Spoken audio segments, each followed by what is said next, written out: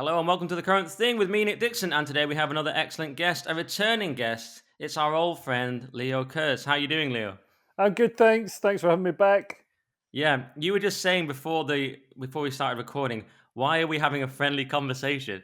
Which is the weirdest thing for anyone to say who doesn't understand what that means. But you just mean because we're comedians and weirdos, we normally just insult each other all day. And you're like, why is Nick being nice? Yeah, it makes me suspicious. Like you're gonna ask me for money or something. Why would I ask a Scottish guy for money who's a Exactly, comedian? especially me. Yeah, yeah. But yeah, it's just so weird. You're like a sort of domestic abuse victim. You're like, why are you being nice to me? What does he want? Have I Yeah, really, have I really gaslighted you that much? it makes the abuse even worse. Yeah, good point. All right. Well, I mean, it is. You got me in podcast mode. I'm nice to all my guests, and I forgot it was you, and that's what Yeah. happened. I just need to adjust now and start being a dick. Well, I feel like in my life, the only time I socialize with people is when I'm actually on a podcast now. Yeah, yeah. It's good, isn't it? Because they tend to be nicer. Yeah, yeah, So yeah. then, yeah, and they want something from you, so they have to be nice. It's a great deal. I It like. is I try. going back to the abusive husband analogy. It's like the Hmm. abusive husbands are always good company when the neighbors are watching. Great point. That's it. And I try. It's kind of like my thing of like paying everyone. Like I have like a personal trainer, a nutritionist. I have like a went to a therapist. I have like a series of people just to keep me like surviving, and they all have Are to be you nice to me because I'm paying Are them you all. Mariah Carey? How much money are you Yeah, making to have like I a d- team of like you've got tons, a truck full of people? mate. I just work all the time. Don't I? I've got the GB job. I've got my buy me a coffee where people are very generous. I've got Yeah, Substack. I've got the thing with Toby. I've got live Wiki Skeptic shows. All I do is work all the time. yeah. But it Well, all all I goes on do, these things. I still end up at zero because I've got so many outgoings. all I do is work all the time. But I have a child in nursery 4 days a week, so that is where all my money goes. Key difference. I've chosen to live a selfish, empty life. Yeah. Well, you need to, Just man. You got to fix the population decline. I'm doing my bit. you're doing your bit. We just did a whole episode on it with Dr. Paul Mullen. He's a demographics Yeah, expert, and he went through it all. I admit readily. But I think, Leo, by telling people to have kids, I'm at least doing that my bit on a large platform. Like, it's not for me. I'm like the priest. I'm telling people like do this, but I have to live the life of a priest. I'm not sort of. I don't do the things I suggest. Like he says, get married and be fruitful, but he doesn't get married. yeah. He lives in like a monastery or something. That's a monk. Well, You know what I mean? that's ridiculous. No, you got to lead by example. Otherwise, you're just Gary Lineker. I think, yeah, have babies. Also, a thing like the whole thing about babies. The message I got from the media, reading the Guardian and stuff, is that having babies is horrible and disgusting, and it's what white supremacist people do. And being single and being degenerate, using drugs, having casual sex and whatever is a much more fulfilling and valid life. And actually, that's bollocks. What I found is having babies is like genuinely like I can't believe how great it is, and I can't believe how like you think babies cry all the time. They don't. They cry like a tiny. They'll cry like maybe a couple of times a day, and it's just because they want a hug or they want some food or something. So they're dead easy to look after. But I think there's this narrative. The government doesn't want people to have babies because then people have to come out of the workforce to raise the babies, which costs the money, it costs the government GDP, and also growing a person, growing a person from birth. Then there's healthcare costs as well because the people have to give birth in a hospital, and then the baby's not ready to do any work until it's like 20. So you got 20 years before that baby's contributing economically. It's just a burden on the government. So the government doesn't want people to have kids. It wants to bring in 20-year-olds from Somalia who they're already at working age. And I personally think, we should maybe just have babies. Yeah, well, that doesn't work long term, which is what we discussed on the Paul Mullen episode. If we want to keep the current dependency ratio by 2080, if we keep on declining in birth rate at the rate we are, we could end up with 50% plus non-British born people in the country by 2080. And even if Yeah, we stay exactly at the rate we are now, it'll be a third non-British born by 2080 if we keep the current yeah. dependency ratio, as it's called, of people working to non-work. So we're screwed. But Yeah, and people, the government will say, "Oh, but it's diversity. This is great. They're just as British as you or me." But like, when Russia invaded Ukraine, it didn't have a huge number of immigrants, but they left. They weren't like, "I will stand and defend this land." They were like, "I'll go to some other land." You know what I mean? So I think if you replace the population all of a sudden you don't have that people have, for the last few decades, we've just heard about the negatives of patriotism and nationalism and stuff like that. But I think we could realize quite soon that actually there's an upside to people feeling some sort of bond, some sort of ancestral connection to the land that they're on.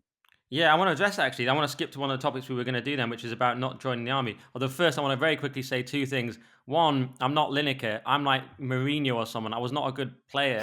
I can still tell other people how to play. So I think it's okay to be Jose Mourinho. The other thing, well, Alex Ferguson wasn't that good. The other thing, I love the idea that you've just cracked babies. There's such a like bloke attitude. Like it's not that hard. You've just come Well, in. see, You know what I mean? Like everyone whines about it. Remember, I've just cracked. They cried twice. You've cracked parenting.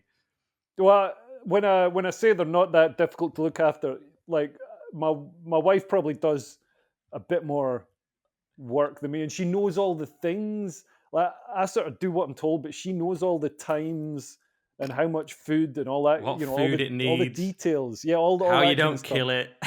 Yeah, and like when she knows all the like when it's old enough to go to school, all Right. the sort of Laws of society. logistics. Yeah, right. Whereas I just sort of do what I'm told, but playing with a baby is just so much fun. And honestly, they're so much fun. They're just so endlessly entertaining and full of joy and make life meaningful. I really recommend having lots of babies, and I think that's why there's so much depression and stuff in society. Like all the people that are alcoholics or depressed or whatever, they're living sort of atomized, empty lives because they don't have babies. I know I So am. Yeah, I mean, yeah, it's so funny though. Your wife sounds like the manager. You're more like an employee in charge of fun. Fun department. Leo comes in and does the fun bits.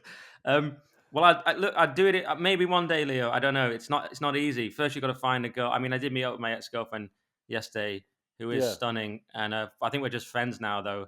But I was thinking, well, and she's just broke up with someone, and so I was like, yeah, maybe, I was thinking, maybe, but rebound, it's never going to happen. rebound sex.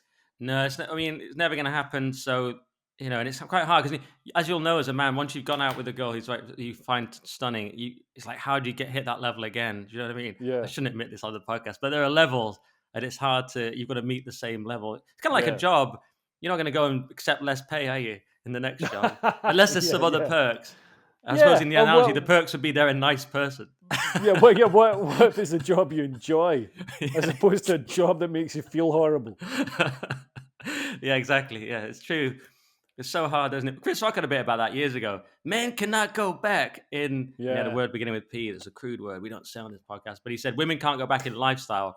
Men can't yeah, go yeah, back in yeah, P word. Brilliant bit. So true. yeah, Because you mentioned this thing about people who feel no affiliation to the country, like recent immigrants won't fight. I've been seeing a lot of that on Twitter because there's been this stuff about conscription going around, and I've seen a lot yeah, of people saying, "Well, I wouldn't fight for Britain." It's quite interesting who would fight and who wouldn't. Though yeah. even sort of people on our sort of team, like Carl Benjamin on the sort of whatever you call it, conservative side, whatever, he's saying, "Why should we fight? Because it's woke." It's immigration services are declining, the country's declining. Why would I go and fight? And this all comes from, just for the context, from General Sir Patrick Sanders, who's the head of the army, so he should know. But he says that we need a citizen army ready to fight war on land in the future, and that an increase in reserve forces alone would not be enough. And he highlighted the threat from Russia, and he said, "Look, we need to be on a war footing."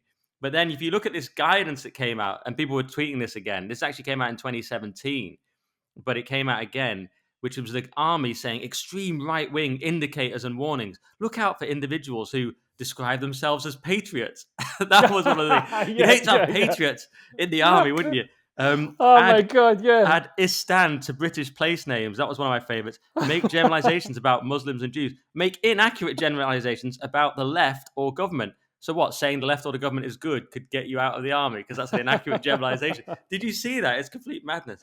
No, but that is insanity. That is insanity. And but this is a sort of short sightedness. Nobody ever seems to see the sort of unintended consequences of. I mean, for example, we were just talking about mass immigration, but in this case, the sort of suppression of any patriotism and the demonization of the kind of men who would fight for our country.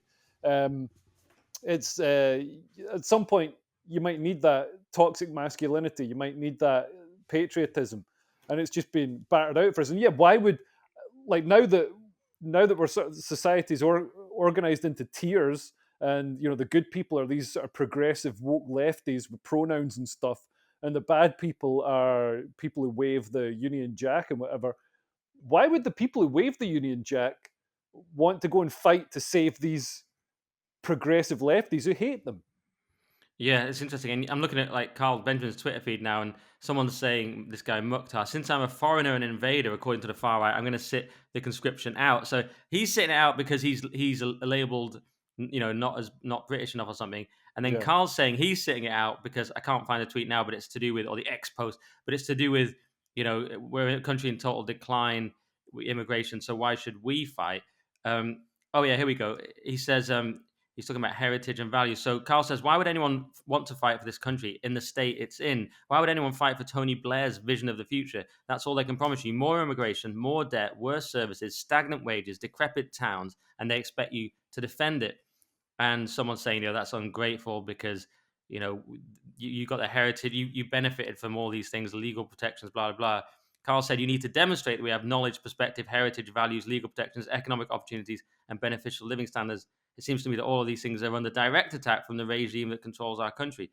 So there you go. So people on both sides feel like they have no stake in the country. What an yeah, incredible achievement, to the point where we yeah, literally couldn't defend ourselves if we got yeah. attacked today. And even from a sort of just um, objective point of view, what would be the point in going and fighting people to stop them coming into Britain when people are coming into Britain on little boats every day? It's like, what, if we can't stop them, then what's the point of trying to stop Xi Jinping?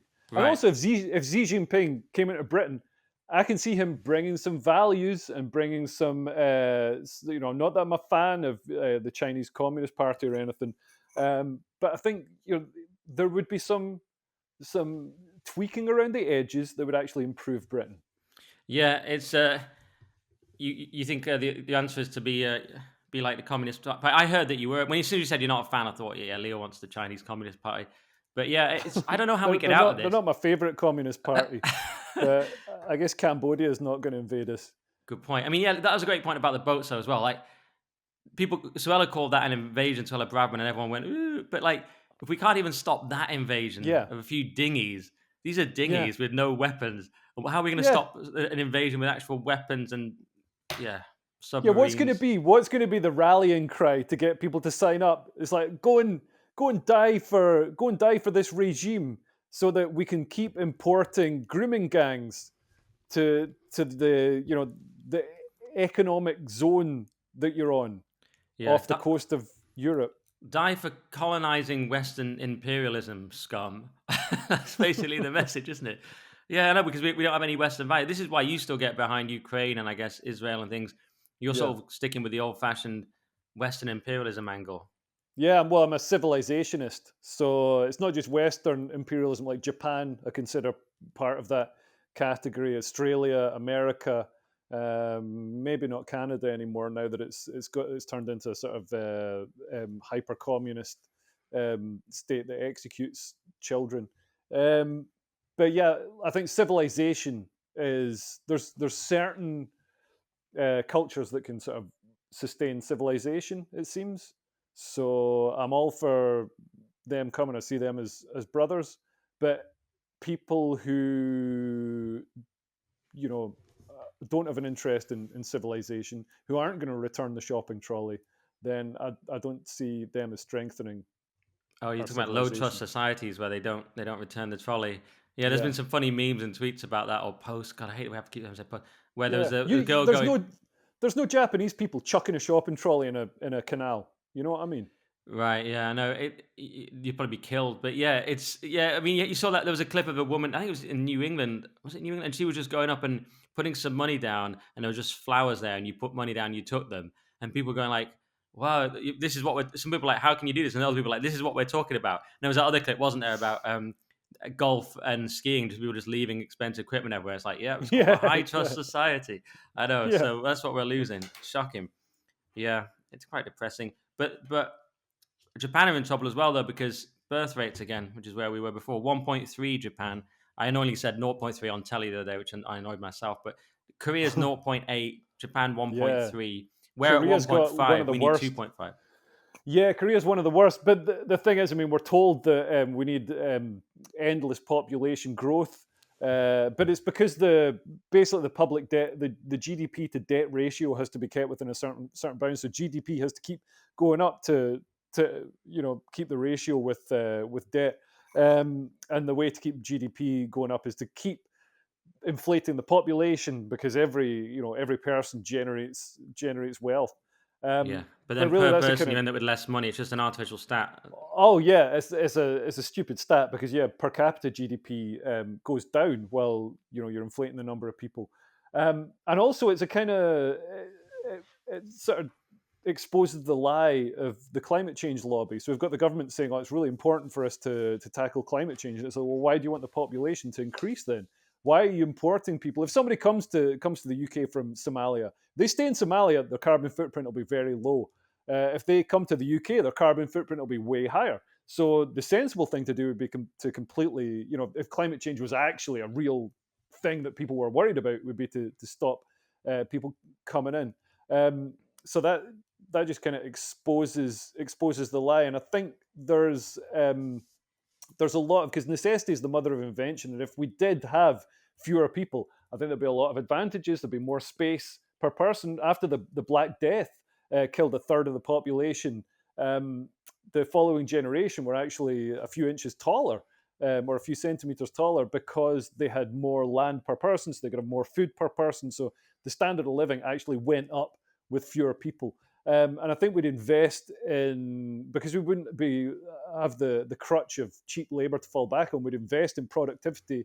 We'd invest in technology that would increase GDP without having to import people.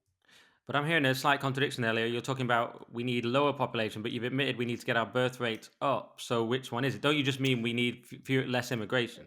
No, I mean, I don't think we do need higher population, but we do need higher population to counter.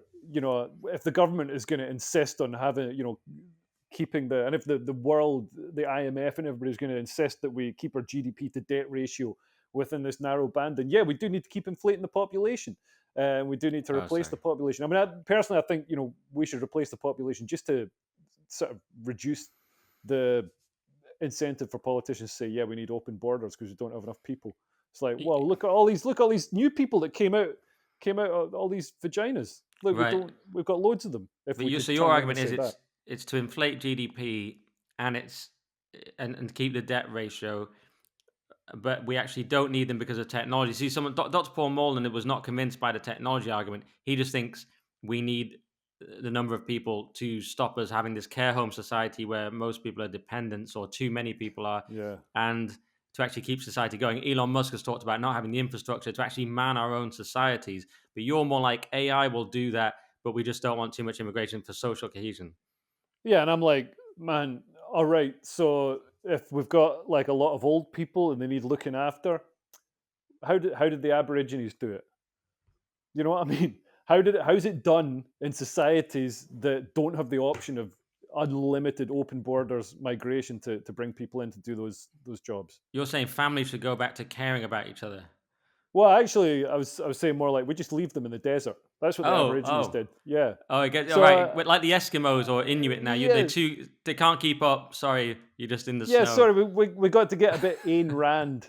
Like there's got to be self reliance. And yeah, if you're just in a puddle or whatever, I don't know. Like I just I just feel like we can't destroy civilization because some old people want to retire age 62 and play golf and then have their arses wiped.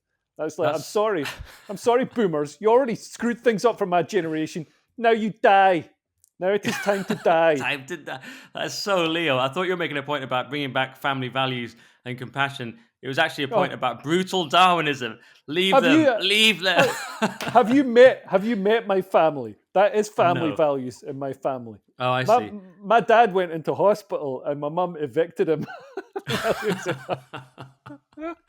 Oh yeah, I forgot you come from like the Scottish equivalent of like trailer park people. Sorry, Leo, that is harsh. I've never met your family, but that just sounds mental when you explain it to me. It does sound kind of mental. Yeah, I mean that is.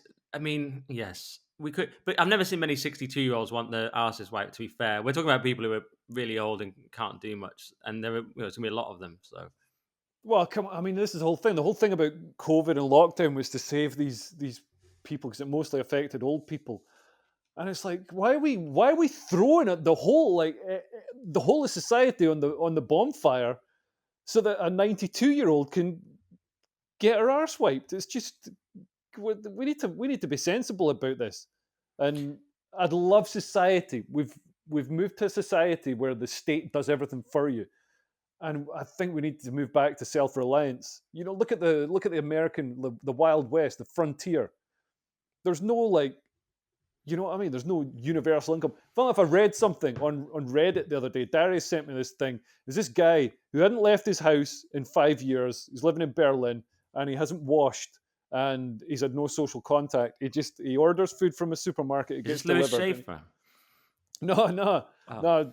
Even more depressing. I mean, this guy. I mean, he hasn't washed or had social contact for 5 years. So he is the sort of person who'll walk into an open mic night and sign up to do 5 minutes. But basically, the reason he did it, an interesting little thing, was like, oh, I don't need to work because we get neat bucks. It's like not in education, employment, or training. So it's this like it's basically like unemployment benefit, but anybody can get it in Germany. It'll pay for a little flat and it'll pay for your food and stuff. So it's basically universal basic income.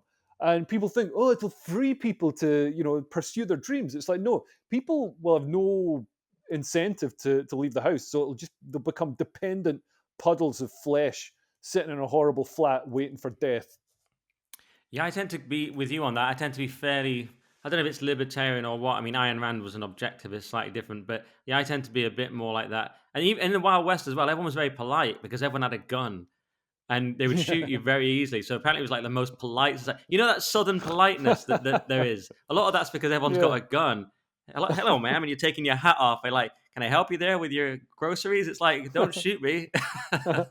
So it's a great way. I think it was John McAfee said that. He's dead now, unfortunately. But Yeah, yeah, I like the great Wild man. West. Wanted to actually, speaking of the Wild West, what about the Tories lately? That's a good link. I was gonna. Us- I just Speaking checked. of things that should be allowed to die. Yeah, yeah, yeah. Well, I saw a post of the two oldest rhino. Or there's two white rhinos left, or something. A particular type of white rhino, and they're guarded 24 hours a day. I was like, you need to guard the last two Tory voters 24 hours a day. Can we See get if them you can to get them to mate? breed. Yeah, because it's over. I mean, I just checked X right now just to see if there was a Sunak update, if he'd gone or something, because he could go any moment. Probably will last to the election. But there was this big story of this guy Will Dry, who was a former pollster for Sunak. He conducted polling for Sunak, and he quit in November 2023. And now he's working with this group. I don't know if it's the same group, the Conservative Britain Alliance. It sounds like it is, but it's a loose grouping of about a dozen former government political advisors and MPs who believe the Tories are doomed under Sunak's leadership. And he even helped draw up the questions, this Will Drive, for the recent YouGov poll that basically predicted the Tories were going to get absolutely spanked into oblivion. Hmm. And he said some quotes that he said, it became clear to me we weren't providing the bold, decisive action required, do you reckon, to overcome those challenges. It doesn't say which challenges, it's out of context, and it says you cannot dent them, and we all know the challenges he means, all the problems in the country. You cannot dent them without internalizing just how fundamentally broken our political system is. I further concluded, again sorrowfully, that the Conservatives are heading for the most almighty of defeats, be in no doubt we are on course for at least a decade of Labour rule. If Farage returns to frontline politics, the Conservative Party essentially won't exist by Christmas. So this was this guy Will Dry's prediction, and apparently this group is working with about 10 Tory MPs coming up with plans to remove Sunak, and Suella may be one of them. She certainly thinks he should go, from what I've Yeah. heard. And Simon Clarke also said that Rishi had to go, and they'd lost key voters by failing to be bold on immigration. He got slammed in the WhatsApp group of Tories apparently, but he was obviously right. What do you think? I Yeah. mean, can Rishi survive? Does it matter? Can the Tories survive? Will Farage come in? What are your predictions? Yeah, I mean, it's hard to tell. I mean, Rishi's been prime minister for a relatively long time, for a Tory, Yeah, a yeah, you're Tory right. leader. I don't. I mean, Weeks. I think at the moment they've got nothing to lose by getting rid of him because they're heading for an absolute catastrophic defeat anyway. So you might as well roll the dice and see what happens.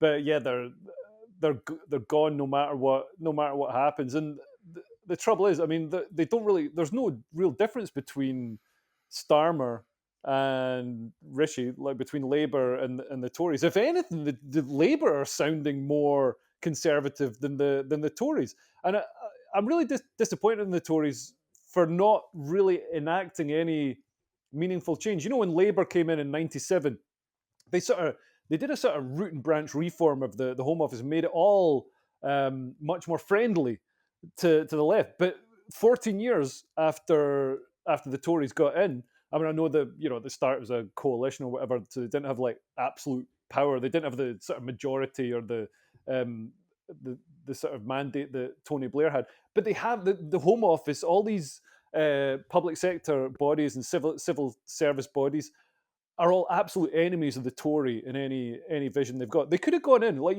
Trump goes in and like appoints. I know it's different in America where you actually appoint the sort of the equivalent of the head of the civil service, but like they could have gone in and changed things and made it more Tory friendly and left that sort of so then even Starmer would have had more of a Tory steer on what he does, and they didn't. They've just sort of sat at the top, fluffing away and not really done anything. Look at the small boats crossings. If they'd gone in and made the civil service in their image and doing what they want, then we wouldn't have the issues with small boats and things.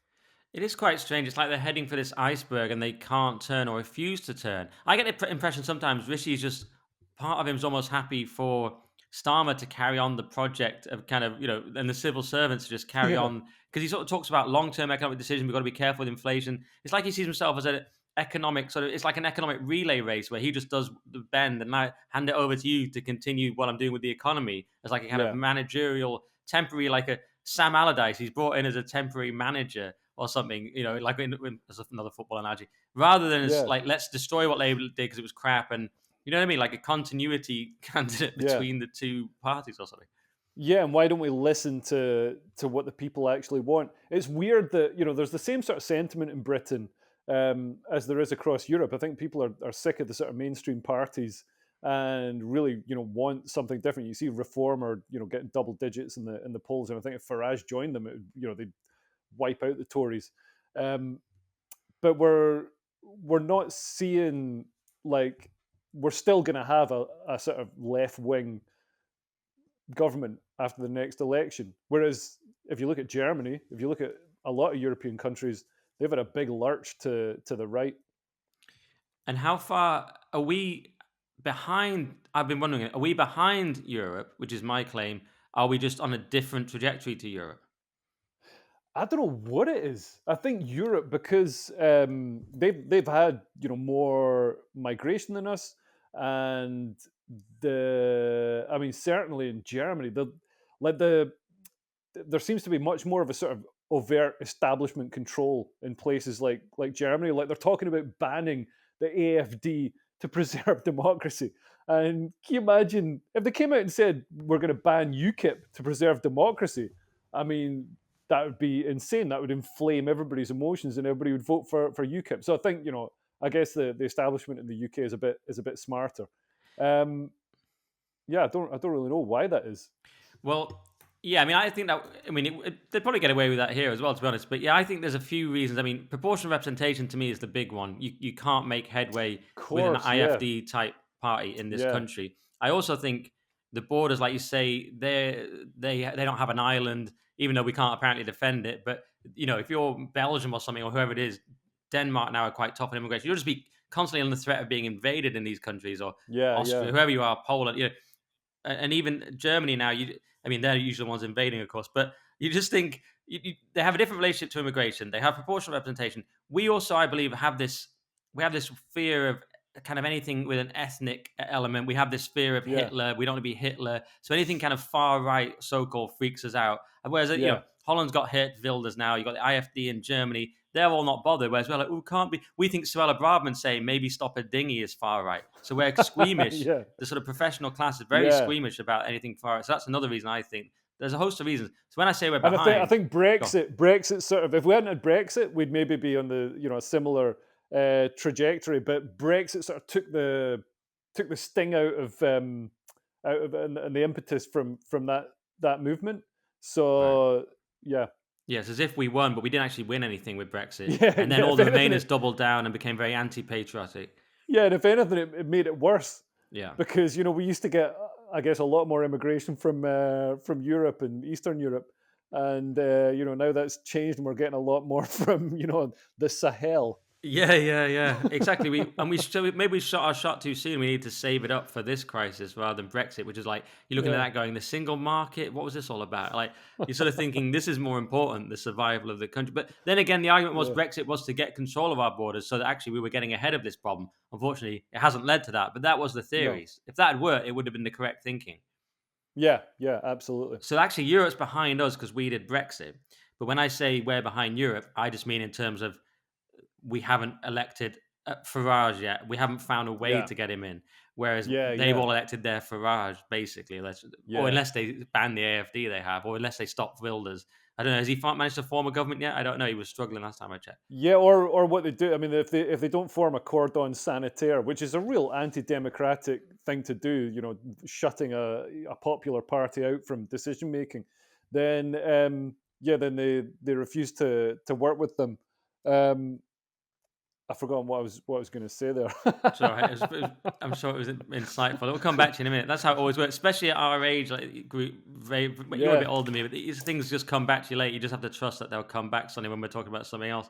But yeah. yeah, it's very interesting to see if where we're Oh going to yeah, go. I There was you gonna go. Told say you. like the the elected right wing leaders in Europe tend to then just suddenly, it's like somebody takes them to one side, has a word with them, and then they come out and they're like, actually, how I was all, when I was getting elected, I was totally right wing and stuff.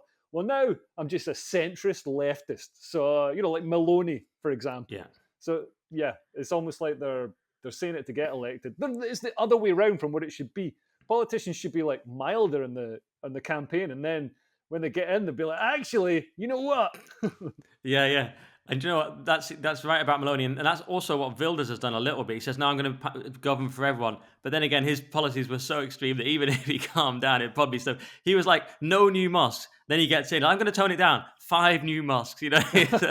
But yeah, this is actually what they do, and that's been my question about Starmer, which I was about to ask you anyway. So it's a great time to ask you: is he going to do that? Because I think I got 2 ideas about Labour that are contradicting me. One is they get in. Starmer's like, I'm really a far leftist. I'm a Pabloite, which is a subset of Trotskyism. He won't say this in the speech.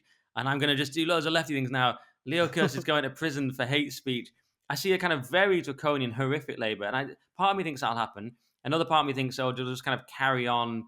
They'll try and manage the economy. Or it could be both. They could have high growth or go for growth. I don't think they'll achieve it, but they could have like Thatcherite growth policies combined with Nick and Leo are in prison. You know what I mean? Like, on the social stuff, which would be a really weird mix. But that's one of my theories. I mean, I just think it could just be dystopian. This other thing, my second question, follow up: will they stay in for really long? Because this Will Dry guy says 10 years. Everyone's saying 8, 10 years or more. But my theory is Starmer's so bad and not Blair that actually he gets in. And it's just so awful. He doesn't do the 10 years. He sort of after 5 he falls apart, and Farage comes in. That maybe that's wishful thinking. I think I mean things would have to get pretty bad for the country to sort of like suddenly swing over to reform or Farage that far. Um, but I think a lot depends on the Tories, and I think the Tories are going to be sort of pushed to the right so much that it could be 10 years of a Labour government. I think the Tories won't have this sort of Blairite sort of centrist electability for a while. You know how like after Blair got in, the Tories were like they were called the Nasty Party for a while, and you had people like Michael Howard, Yeah, Ian Duncan Smith, who were like was Ian Duncan Smith ever leader? he was leader. Yeah, yeah, he was Yeah, leader. yeah. And there was seen as this nasty party. It wasn't until David Cameron came along and was all like hug a hoodie that they became sort of plausible as a sort of um, a party again.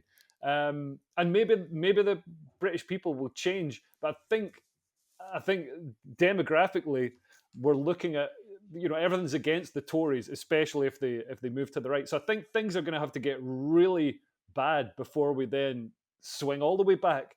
And then I think we'll have somebody like a British Javier Milei coming. I think things could get so bad in 10 years of sort of lefty Labour rule that we will need a Javier Milei to come in and swipe everything away. Afuera. Afuera. Yeah, everyone loves that clip. Yeah, yeah, we should do that now. I was thinking the other day, what is the need of this government equality? All these equalities committees, and I just thinking Afuera. Every time I see a body that doesn't need to exist, a civil service thing, the government Yeah, equality something or other was the other day, and I just thought Afuera to all that shit. Yeah, we don't need any of it. But yeah, that's what I think. Things will get so bad. But I think Farage is our Millet, and that's what will happen, and he'll come in when it gets so bad. Depends on yeah. his age. He said to me once he'll be too old, but I don't think my thing is Starmer messes up so quickly that it's 5 years and Farage gets in. But maybe that's just my hope.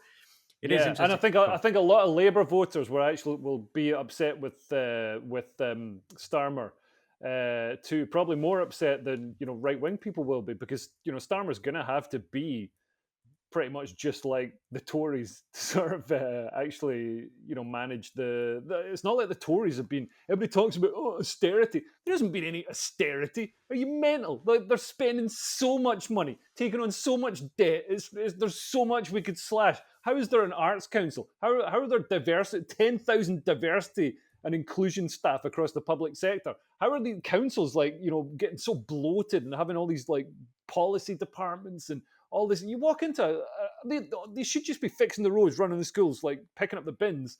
Like, they don't need all these other people to sit around. It's like a sort of Keynesian stimulus, like a sort of employment program for people who did terrible degrees.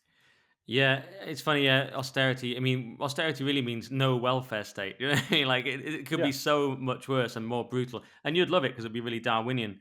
But yeah, I do remember that period of Michael Howard and all that. I remember watching This Week a lot, the BBC One show with Andrew Neil, and I always say to Michael Portillo, "So, Michael Portillo, another crisis in the Tory party." And it was just crisis every week, and it was just like they yeah, were absolutely in the wilderness, absolute oblivion.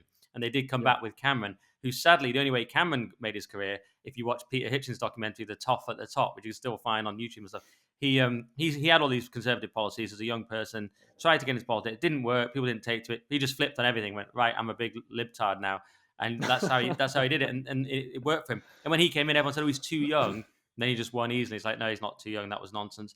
And yeah, Yeah, he got them back in power, but only as the heir to Blair, self-proclaimed at a private dinner, copying Blair anyway. So yeah, to actually get anything conservative, because like you say, there's still that one nation side that people seem to vote for. Yes, it would have to be immigration gets so bad and everything gets so bad, the economy and anything else, that even Labour people silently vote for something else. Right? That's yeah, basically what you're yeah. talking about. And the other thing about immigration is that it does tilt the scales in favor of the left. Oh So I yeah. mean, this is even admitted. I think Peter Mandelson in 2013 admitted that part of the reason Labour decided to open the borders was to rub the right's face in it and tilt the long term electoral scales in favor of the Labour Party. What that quote wasn't Mandelson, but yeah, he was probably All right. involved. That quote was a different guy, rubbed the right space in diversity. I think it was Andrew something, but yeah, it's the same thing. Yeah, that was disgusting. Yeah, and also like you said, demographically, young people don't vote conservative, so we're screwed on that as well. Not that I vote conservative. Who would you vote for, Leo, if you want to reveal it? Like if you because in your what in your local seat, does any candidate on our side have a chance? Man, I don't even know what it is. Where it's probably Lib Dem or something. Um, but my ideal candidate would probably be Javier Millet or Judge Dredd. All right, we'll see if any of them are standing in. I don't know the docks where you are, but you're in a posh area of London where Judge Dredd probably won't be standing. But mine's just going Yeah. to be Labour, definitely. So all I can do is a protest vote for reform or some other. My thing is just go to a place, look for most right wing party, tick box. That's good. That's my thing. But it's simple formula for anyone can follow. But I think voting Yeah. reform would send more of a message. I might do that rather than vote like Christian People's Alliance or something, because that's what I did last time. Because I'm not going to win anyway, so I was like, right, I'll just vote for whatever I want. But maybe I'll Yeah. just vote reform just to send a message to the Tories. That's about all you can do, isn't it? Really, I think Yeah. in London anyway. Um, so I don't know where to go with these other Tory things because they were quite minor. Like Kemi's odds 3-1 to be leader. Farage was 25-1, which is quite impressive. Given he's not even in the party. My Um, mate put I think 100 quid on Kemi being the Tory leader at some point, and he got 200 to 1 odds. They put the bet on a long time ago, obviously, but That is so good he'll odds. he'll be coining it, and he's the annoying thing is he's already rich. Do you think external like world geopolitics could really influence the next sort of 10 years in Britain, though? Because we're seeing America, like if Trump gets in, America's going to be really isolationist. It's going to pull back from Ukraine. It's going to pull back from possibly NATO. I can see the UN and all these sort of global organizations that they do serve a purpose, but they're also kind of shit and woke, um, and ruining things for a lot of people. But I can see the world really changing, and America going from this sort of pillar, this sort of moral pillar in the world, um, to the world being multipolar and having like these amoral countries like China and Russia who aren't beholden to any sort of human rights um, laws, then having a lot of influence in Russia, possibly um, being able to invade and certainly influence countries in Eastern Europe. Well, do you see that happening if Biden gets in or Trump? Who's going to be worse for that? Obviously Biden, because Trump, there was peace on Trump. But what's your answer? No, I think, ah man, you know what? Like it could really create a civil war in America because if Biden gets back in, man, it was bad last time with Trump and everybody. It's not like everybody's just going to go, oh well, hey, I guess Biden won.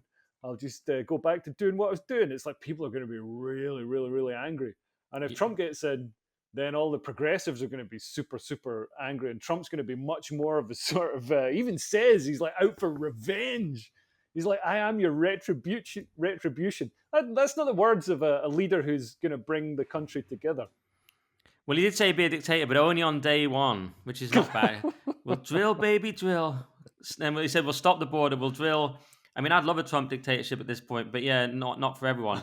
This is, I mean, it Yeah, could kick off. I mean, you've seen Greg Abbott in Texas put out this yeah, statement. That is a real development. I mean, not that I fully understand it yet, but basically, he says the federal government has broken the compact between the United States and the states. The executive branch of the United States has a constitutional duty to enforce federal laws protecting states, including immigration laws, on the books right now. President Biden has refused to enforce those laws and has even violated them. The result is he has smashed records for illegal immigration.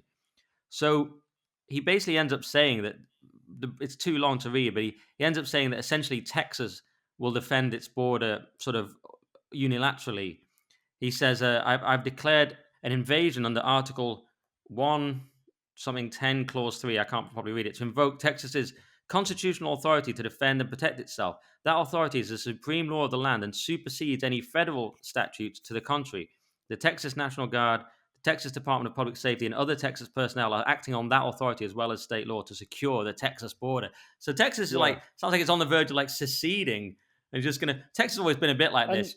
Go on. and they've sort of called for assistance from other states. I mean, I don't know if this is just sort of brinksmanship or whatever, but I mean, it does seem quite like a lot more serious. I don't understand why Biden is interfering with Texas, trying to like secure the border. Like, I just don't understand. What's the incentive for the Democrat administration, unless they're just guided by this sort of ideology that says, oh yeah, more diverse people coming across. Oh well, that's good because diversity. You know what I mean?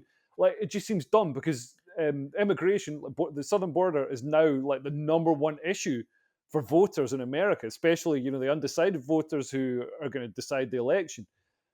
Well, isn't it? So Yeah, for isn't it just to for get them voters for to them? Like you said before, aren't they just importing voters? yeah, but I mean that's they should be worried about winning the next election. Never mind like an election in like 8 years' time when these people coming in, will be naturalized and have their polling cards. I just think it's such a bad look, and also Texas, like these states in America are so big and so powerful. They're like way bigger and more economically powerful than countries in Europe. And yeah, like Texas is like to stop it, to to stop the will of the state in protecting its borders just seems, man, that's such a bad move, such a bad look. Well, when people like Victor Davis Hanson analyzes it, he always just says this far left Democrat Party just doesn't have the votes. They know they don't have the votes in the country because they've been Right, taken over by the far left of their party. So they have right, to find votes anyway. And one place they do it is immigration, legal and illegal, and they just try and get as many votes as they can. And I would add yeah, dodgy election stuff as well. But DeSantis has already defended Texas and supported them with saying Florida will stand behind them. I'm not sure if Trump's commented on it yet, but that could really kick off. I mean, Texas has always been a bit like this, the Lone Star State. They've always been a bit like a separate country, haven't they? But it could really, yeah. that could be like proper civil war in America. Who knows, man? I mean, that sounds stupid just saying proper civil war. Tim Pool predicts it every week on his show. I mean, it's not that far off, is it? And Yeah, and I think social media. We're living in a really different time to like the '90s when you're sort of just dependent on these pillars of information, like the newspapers and news on TV. Now you can go and seek out and find all kinds of lunatics just talking shit. So we've got a much more like this. You've seen the same thing happen in sex because people can now find other people who like dressing up as furries and having sex like that. It's now become a thing because people can find communities, and then it burgeons. So the same thing's happening with esoteric political beliefs. yeah, it's a good point, actually. Yeah, a lot of this is because you can spread bad ideas on Twitter very Mm, fast now. X. Yeah, I mean I think Twitter now X is a huge part of how our world's become so skewed towards strange minority opinions. The whole trans movement can't really survive without something like that. Yeah, I mm. think that is huge. And what do you think about Nikki Haley? I just want to ask you because Vivek Ramaswamy posted, "Don't take it just from me. Here are direct quotes from the Wall Street Journal editorial board tonight. It's all hiding in plain sight." And they said, if she can remain competitive, that's an argument for Miss Haley to stay in the race through the July convention. Mr. Trump faces a treacherous legal road. Miss Haley could stay in the race, rack up delegates, and see what happens if he is found guilty. Strange things can happen with candidates who are this old and this disliked by a majority of the public. The 2024 election may have more twists before the Trump versus Biden die is cast. I just see it like, hey, strange things can happen. It'd be a shame if something happened to you. It's a nice guy. So basically, like, they're saying keep Haley in the race, even though she's rubbish, because she's their neocon, neolib candidate, just in case Yeah. anything happens to Trump, falls down the stairs. Isn't that kind of super dodgy? Yeah, but also, I mean, like Trump, everybody's talking about it like Trump's a done deal. Oh, he's definitely going to get the Republican nomination. He's definitely man. That guy's got like 90 odd lawsuits against him. It's like he could get taken down. He could get taken down at any moment if one of the federal or the criminal lawsuits um, hits, then that could be a real problem for him. Also, he is old. I was watching him the other night. I was like, damn, this is the first time I've seen Trump looking old. He was all, even though he is old, he always had that sort of energy and that youthful vigor, especially compared to Biden. But yeah, he was actually kind of looking like old. Um, so I know, obviously, with such a febrile atmosphere, you could have a Lee Harvey Oswald or whatever. It's man, and anything could happen, or the Clintons could decide that Trump wants to Epstein himself. So anything could De- happen. This Definitely is what. can't say that on anything, any platform this is going out. We'll definitely can't say that on YouTube, and we're also under threat ourselves when you say that. We don't want to end up on the Killary list. But yeah, like I think at the moment, like, because the best thing for the Republican Party would probably be, as much as I love Trump, I think his attitude to Ukraine is dumb, and this time round, it's like if he's going to do all this stuff, why didn't he do it when he was president before? You know what I mean? He didn't.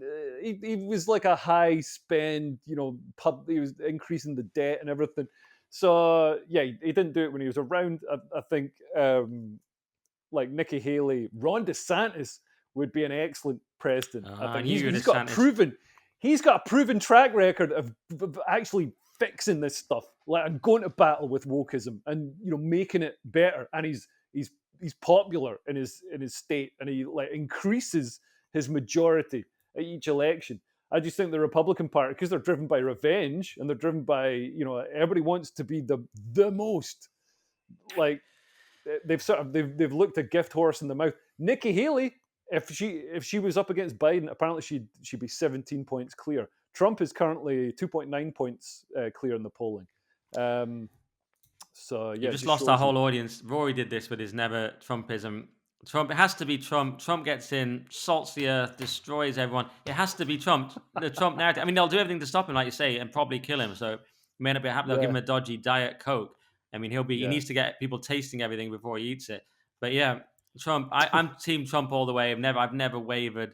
Never been DeSantis. DeSantis didn't have what it takes. Didn't have the charisma. You're going up against one of the most famous men of all time, the most famous guy in the world, and you're just a bloke who's good at policy. He could have been the behind the scenes Bannon guy. He can't be the front man against someone like Trump. You can't beat that charisma. I actually think like Ron DeSantis, he's got a gravitas.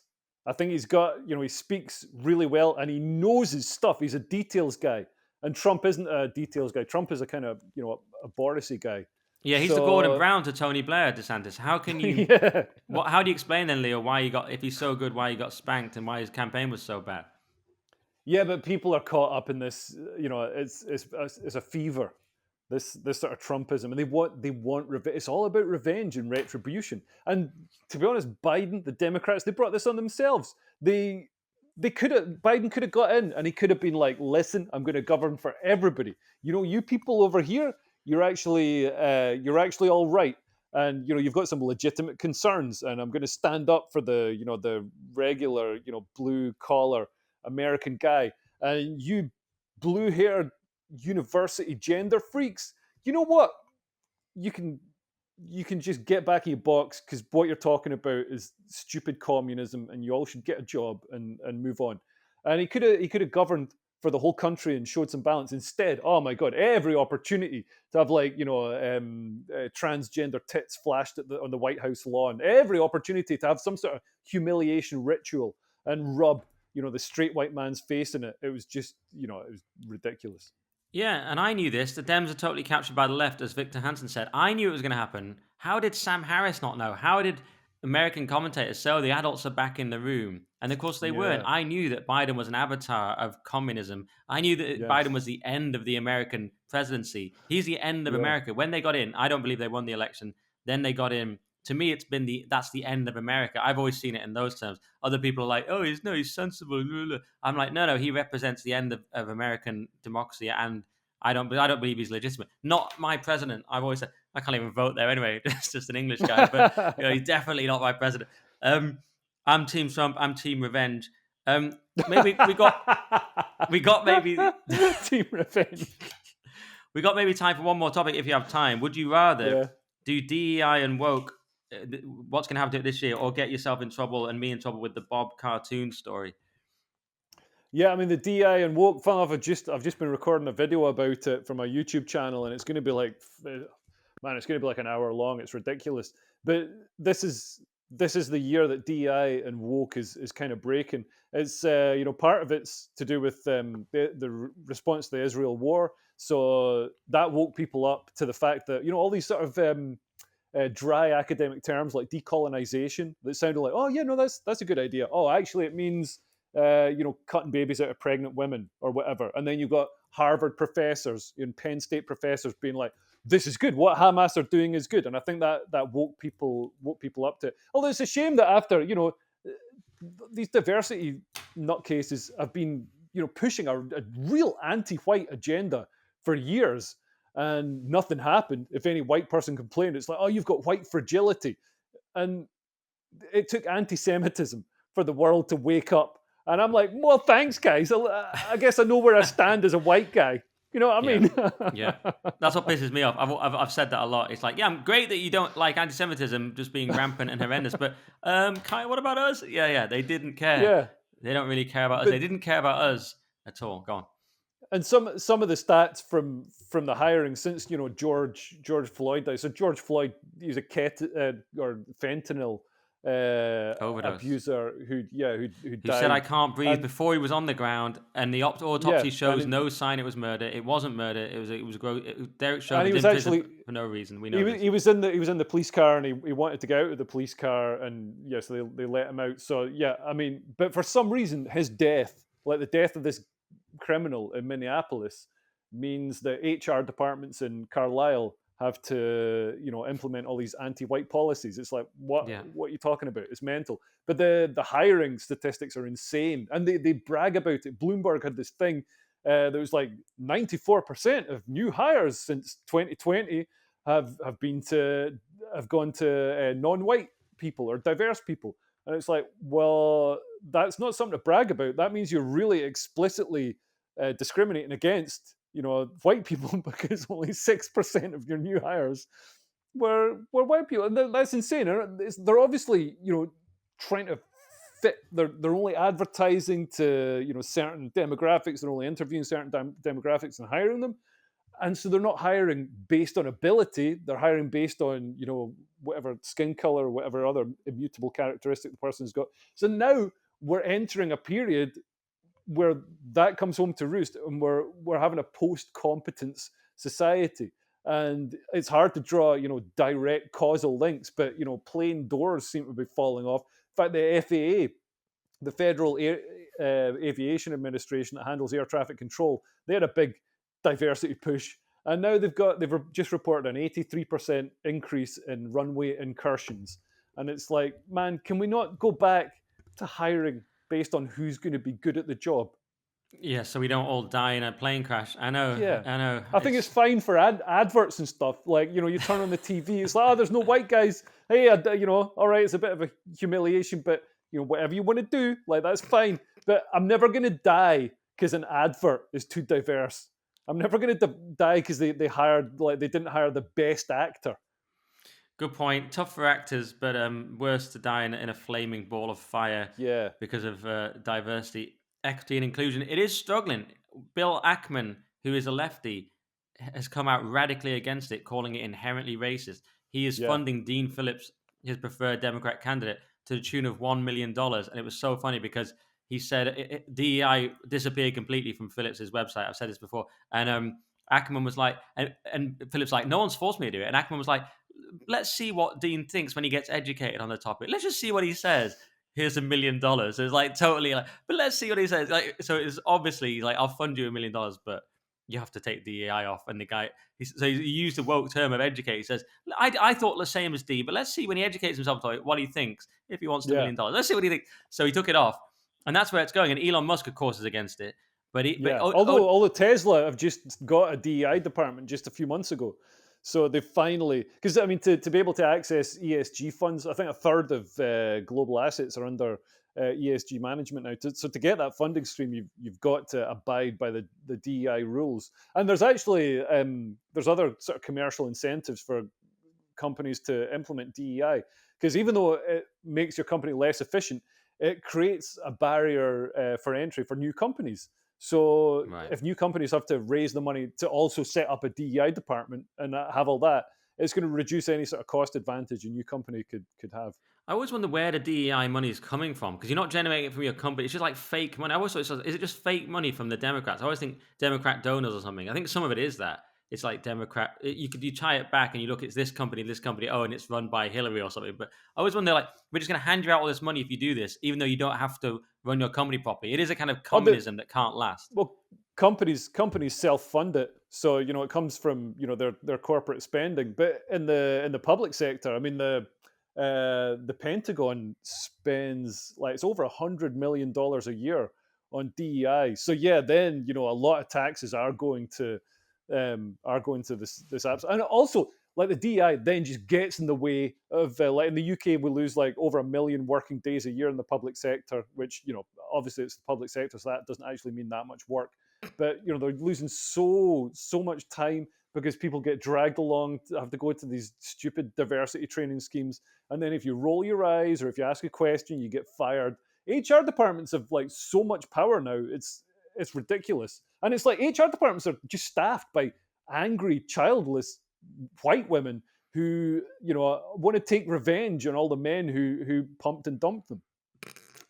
Yeah, that's what it says in the job recruitment advert. Do you want to take revenge on the men who've pumped and dumped you? Join our HR department. You're basically saying it's a load of Karens. Well, but what about, will it survive in 2024 DEI? Because PricewaterhouseCoopers was another example. They were forced to amend their language about it was a very small amendment. But they did say, okay, we can have some white people on our internship program. We see this pushback, but like you say, Tesla still has it. And I didn't know that. Mark Cuban defending it, even though Elon Musk destroyed him in the debate on X. So it's falling apart a little bit. At the same time, we're going to have Labour in this country. So is DEI going to, is woke, how much worse is woke going to get, or DEI going to get this year, or when Labour gets in? Sorry, towards the end of the year. Yeah, I mean, it kind of depends how they play it, because Keir Starmer, a lot of the noises he's making, they're quite thin on policy, but Keir Starmer could come in and be like, yeah, you know what, this DI stuff, it's dumb, it's bullshit. We're gonna slash it. Labour's about looking after the people, and he is making a lot of noises like that. So, but then if you He look at kneeled the for Black sort of, Lives Matter, didn't he? Though. yeah, but it was then, not now. I don't know if he'd do that now, but probably only because he's seen that it could be unpopular. Yeah, I think he's going to be horrendous. Well, you probably have to go. So we don't have time to talk about the Bob cartoon, which means that probably people will just think we all loved it. I don't know if people saw this. Bob did this cartoon. People call it anti-Semitic. My overall take is I love Laura Dodsworth, great person. She shouldn't have got tagged the police in it. Then again, they shouldn't have all attacked Laura for being not pure enough. Didn't love the cartoon, but you should be free to do an offensive cartoon. That's my basic summary on that. Did you Well, follow yeah, any of she that? she shouldn't have tagged the police, because the police will probably come after her for being like for not being diverse and accepting of an anti-Israel point of view. The police seem to be very relaxed about people being anti-Semitic. Good point. I mean, the funny thing about it is you've got this side now where they get so extreme. They're so black. I mean, I'm like more out there than from like Toby, who I do the podcast with, but Toby Young. But then again, you get these people so much further out there than me. They're so red pilled that they become very black pilled. Everything has to be the most extreme Yeah, explanation. And someone like Bob, he seems to me he had a job at the Telegraph, and he's a great cartoonist. But it seems to me he got very angry about lockdown, as many of us did, and then he kind of just went further down that hole. And some of his cartoons are great, and some to me are kind of off. But the ones I don't like are where it's like everyone's controlled opposition, and he does a picture about that. That reminds me of David Icke, who was posting like Alex Jones has just controlled opposition. Like Alex Jones has controlled opposition. He was sued for the GDP of France. Like, you know what I mean? He can't do anything. Like the guy's not on any platform. Now he's finally back, but because he's finally back on X, he's controlled opposition. It's like, really, yeah. David? Everyone's controlled opposition except you. Is that your position? It's absolutely ridiculous. Isn't that ridiculous? When everyone's just fake and Yeah, control. Elon Musk, he said, is controlled opposition. Really? Lost yeah, loads of money to buy Twitter? Do you think? I don't know. yeah. Well, Anyway, just before I go, I'll just say, like, 'cause I worked on a David Icke conspiracy theory lecture at Wembley Arena, and so I was a backing dancer for him. You can see a video on YouTube, but uh, yeah, his conspiracy theory lecture was just none of. I couldn't believe people were paying like 50 quid or 60 quid for a ticket, and he's just standing there for like hours and hours and hours and hours, just talking. Like, you could just see bits where he'd watched The Matrix, so he puts in The Matrix. None of it fitted together. He said like everything that we perceive as reality is a hologram, and it's beamed to us from the rings of Saturn. And it's like, well, what? The rings of Saturn aren't real. They're a hologram as well. It's like, man, none of it made sense. It's like, at yeah. least be consistent. At least have your internal world, follow some sort of logic. I find him interesting. I like the fact this former footballer and football pundit suddenly had a spiritual experience and started questioning things and kind of, that is interesting to me. But then you get to a certain point where it's just like everything's fake, everything's controlled opposition. It's like you've kind of Yeah, jumped the shark a little bit. That's my problem with that. yeah. All right, you got to go. Where can people find you, Leo, in life? On YouTube, got a YouTube channel. It's closing in on 100,000 subscribers. Nice. So I'm about to drop a video about drop a video. Well, that's such a That's who wanky you've way to turned put it. into. I'm about to upload a video about DEI and the rise and fall of the diversity gurus. Yeah, your videos do really well, man. And of course, at Leo Kearse on X as well. And if you've got a Patreon and stuff, people can go to. Yeah. Oh, Is that that where you make that'd your be money? great. Yeah, go Well, to Leo's yeah. Patreon. I do make some money. I do make some money from it. So yeah, give me money, because I really love money. Yeah, I he's very probably clear love on it that. more than I probably love it more than other people do. So they should give me money, because I'll That's get true. more. It'll mean more Because to you. Yeah, yeah. But yeah, just before you go and give Leo money, go to buymeacoffee.com/Nick Dixon. I mean, I've sold it badly because people think I'm going to like living high on the hog on their money, but really it's just to keep the podcast going. There's loads of costs with all my podcasts. Most of it goes on yeah. that. So buymeacoffee.com/Nick Dixon if you want to help us keep all this stuff going. NickDixon.substack.com. I'm posting way more now. So please go there as well. Go to Leo's YouTube. And how's your GB News show going? It's going on. I mean, it's not getting great viewing figures, but I think it's a fun show. I'm going to do it soon. I promise you. And I say, if you do this podcast, I will do it. So now I have to. So I Yeah, will do it definitely. soon. And then you'll see your viewing figures go through the roof, mate. But all right. Thanks for doing the show again, mate. Cheers. Thanks, Nick.